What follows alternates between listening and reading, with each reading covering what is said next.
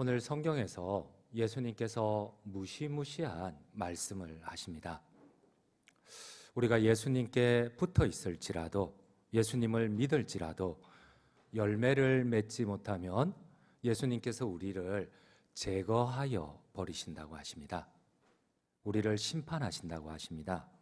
우리 함께 오늘 본문 2절을 함께 읽도록 하겠습니다. 2절입니다. 무릇 내게 붙어 있어 열매를 맺지 아니하는 가지는 아버지께서 그것을 제거해 버리시고, 물은 열매를 맺는 가지는 더 열매를 맺게 하려 하여 그것을 깨끗하게. 여러분, 우리가 믿음을 버린 것도 아닙니다.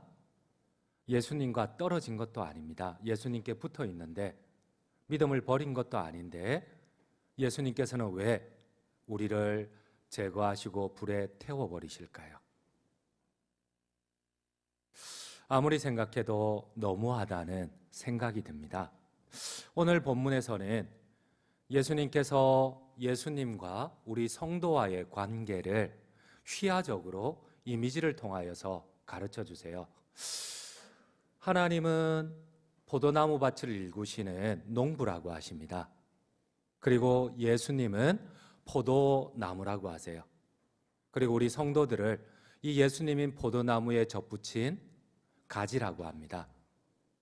그런데 이 가지가 열매를 맺지 못할 때에 예수님과 떨어져 있는 것도 아닌데, 예수님께 붙어 있는데, 또 믿음을 저버린 것도 아닌데 예수님께서는 우리를 제거해서 불태워 버리신다고 하십니다. 우리 함께 오늘 본문 1절을 함께 읽도록 하겠습니다. 5장 1절입니다. 나는 참 포도나무요 내 아버지는 농부라. 5절도 함께 읽겠습니다. 나는 포도나무요 너희는 가지라. 그가 내 안에 내가 그 안에 거하면 사람이 열매를 많이 맺나니 나를 떠나서는 너희가 아무것도 할 수 없음이라. 그래요, 예수님은 생생한 이미지를 통하여서 예수님과 성도의 관계를 포도나무와 가지로 말씀을 하세요. 여러분, 한번 제가 여쭈어 봅니다. 여러분, 포도나무는 어떠한 목적으로 농부가 포도나무를 재배를 할까요? 우리 한번 PPT 첫 번째를 한번 보여주실래요? 그렇습니다.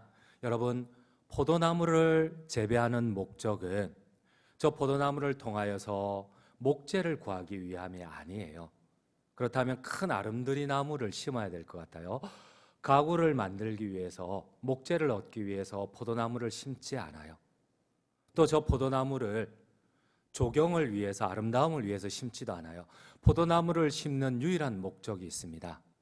바로 포도 열매를 얻기 위해서입니다. 오늘 주님께서 주님과 우리 성도와의 관계를 아름드리 나무로 비유하지도 않고 아름다운 조경수로 비유하지도 않습니다. 우리 주님께서는 오늘 주님과 우리와의 관계를 포도나무와 열매로 비유를 하십니다.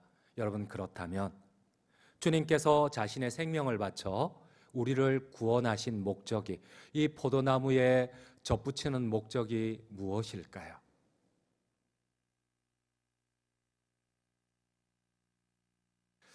비록 우리가 받아들일 수 없고 우리가 기분이 나쁠지라도 우리는 주님의 경고 말씀에 따라 반드시 열매를 맺어야만 합니다. 오늘 본문 2절을 함께 읽도록 하겠습니다. 2절입니다. 무릇 내게 붙어 있어 열매를 맺지 아니하는 가지는 아버지께서 그것을 제거해 버리시고, 물은 열매를 맺는 가지는 더 열매를 맺게 하려 하여 그것을 깨끗하게 하시느니라. 여러분, 오늘 본문 2절의 마지막은 깨끗하게 하신다고 하십니다. 오히려 내가 붙어 있어 포도나무 대신 예수님을 방해한다면 다른 가지라도 열매를 맺을 수 있도록 나를 제거해 버리실 수도 있다고 말씀을 하십니다. 그렇습니다. 우리 한번 PPT 두 번째를 한번 보도록 할게요. 여러분, 우리가 한동안은 열매를 못 맺어드리고 또 잘못된 열매를 맺어드릴 수도 있어요. 그러나 우리 평생에 이것이 변명이 된다면 아마 어쩌면 우리가 참된 가지가 아니거나 아니면은 두렵고 떨림으로 우리의 구원을 완성하는 그러한 가지가 아니라 교만하여 하나님을 대적하는 가지일 수도 있다는 얘기입니다. 여러분, 주님께서는 이스라엘을 위하여서 200년을 참은 것은 아니에요. 수많은 선지자들을 보내서 이스라엘을 경고하셨어요. 그러나 마지막에는 주님도 이스라엘이라는 가지를 제거하여 버리셨어요. 때로는 주님의 경고가 더디 오는 것 같아요.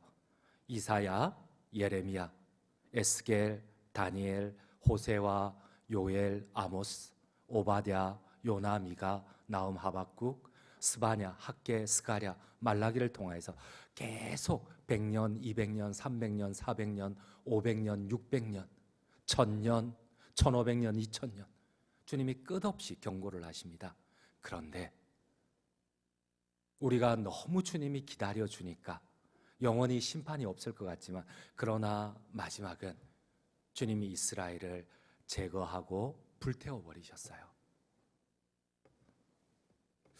하나님께서는 구약시대에 하나님의 백성 이스라엘을 포도나무로 선택을 하셨습니다. 이스라엘은 주변의 어떠한 나라들보다 가장 볼품없는 포도나무였어요. 애굽보다도, 아니 오히려 애굽의 노예 생활을 하는 하찮은 이스라엘이었습니다.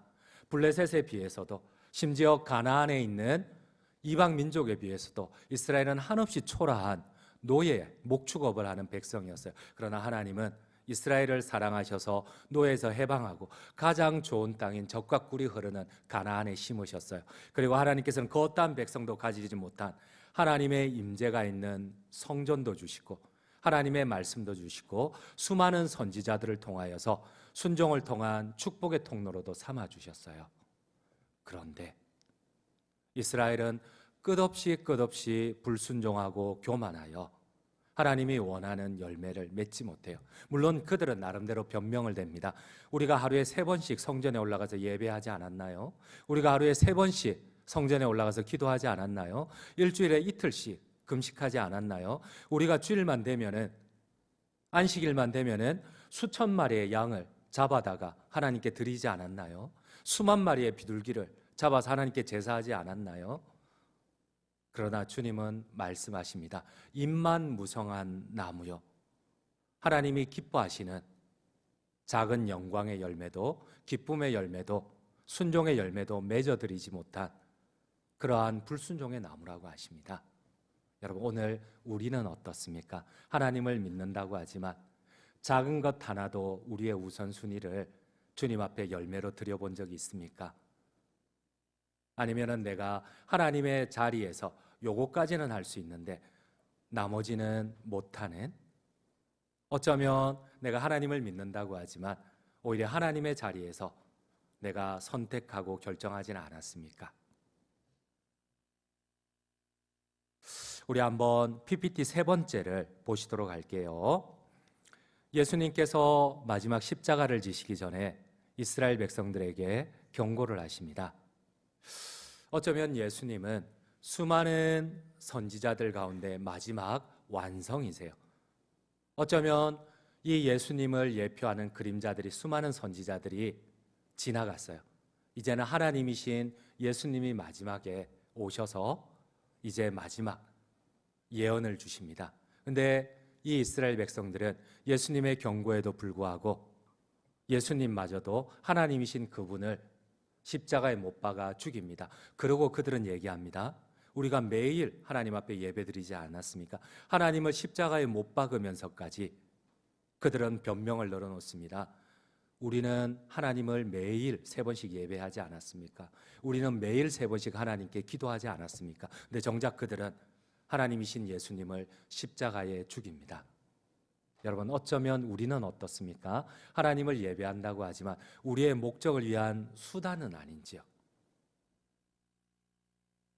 결국 예수님이 예고하신 대로 여러분들도 잘 알고 있지만 AD 70년 예수님이 십자가에 죽으시고 난 다음에 로마 군대 티투스 장군이 예수님의 예언대로 이스라엘 백성들을, 그 자녀들을 예루살렘 성벽에 메어쳐 버립니다.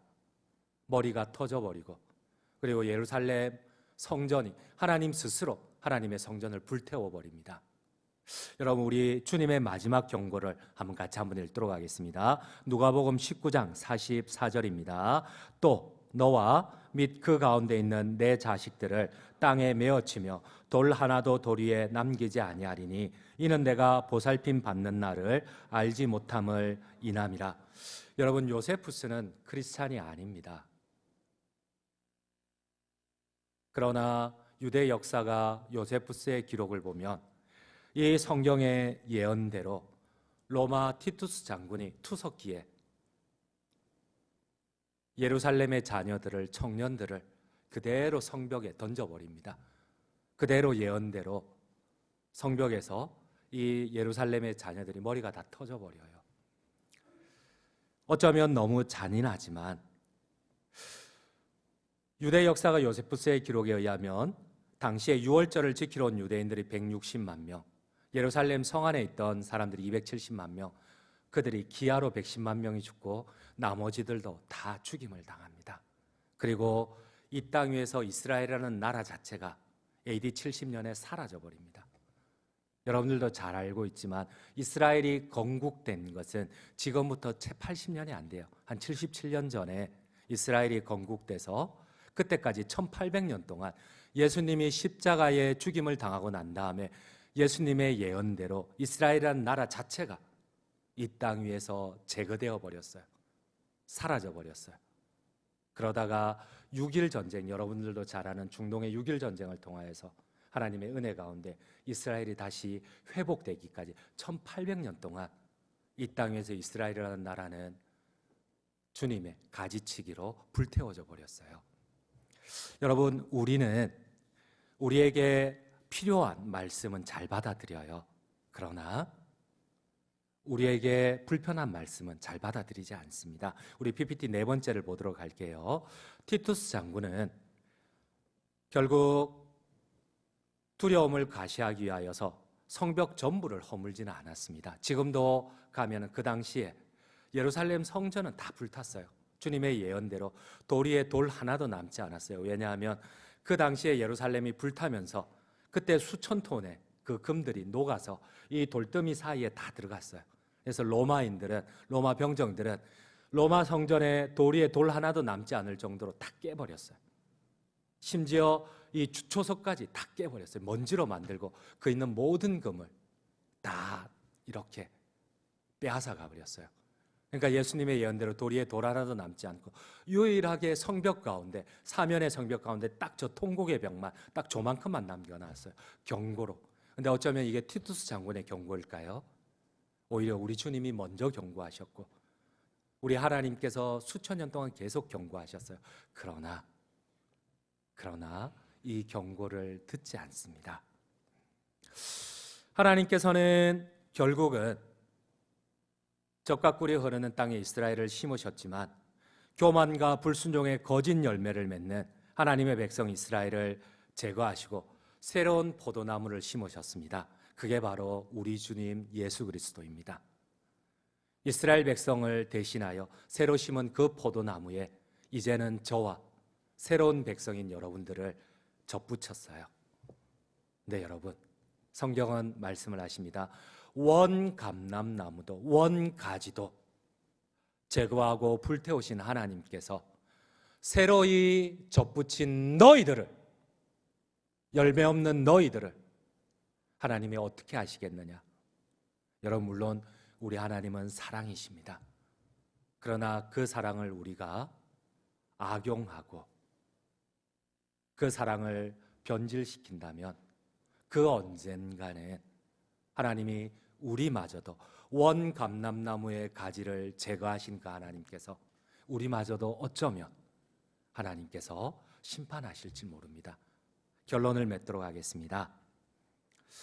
여러분, 우리는 성도로 불립니다. 그러나 우리가 여전히 불순종하고 교만하고 우리의 목적을 위하여서 하나님을 이용한다면 하나님은 어떠한 경우에도 한번 택하여 구원한 사람을 다시 버리는 법은 결단코 없습니다. 여러분들 아멘이세요? 그러나 문제는 우리입니다. 여러분, 주님은 우리가 끝까지 두렵고 떨림으로 이 구원을 완성하라고 그랬습니다. 구원에서 떨어지지 말라고 하셨어요. 근데 혹시 그 경고 앞에 여러분들은 두려움을 가지고 두렵고 떨림으로 주님의 말씀을 어떻게든 한 말씀이라도 순종하는 훈련을 하고 계십니까? 아니면은 내 편의에 맞춰서 언제나 변명만 하고 내가 좋은 말씀은 받아들이고 불편한 말씀은 오히려 변명을 하십니까? 그러므로 우리가 성도라 불리며 참된 구원이신 예수님의 포도나무에 붙어있는 가지라면 이번 구역 가사랑 잔치를 통하여서 여러분들이 비록 화려한 열매는 아니더라도 작은 열매, 또 나 혼자는 힘이 들더라도 우리 구역원들과 함께 우리를 위하여서 수치와 비웃음을 당하고 생명마저도 우리를 위하여 주신 그 사랑에 온전하게 보답할 수는 없지만 작은 거라도 우리가 순종함으로 보답할 수 있는 우리 모든 장전중앙 성도님들 되시기를 주님의 이름으로 축원드립니다.